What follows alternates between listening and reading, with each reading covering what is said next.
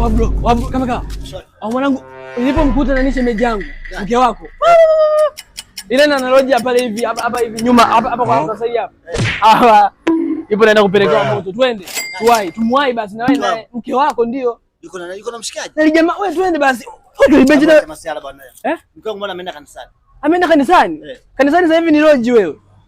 Twende afu ni jamaa kaita masiala mwanangu. Mimi nikabidi. Sikia kwanza, ngoja kwanza. Una uhakika yupo lodge? Yupo lodge ndio.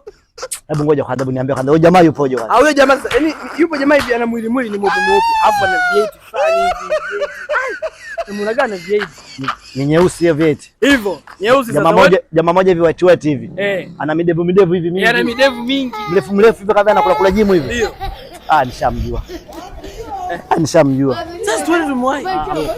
Huyo ndo bwana wake. Wewe umesema mwezi unataka uoe. Huyo ndo bwana wake.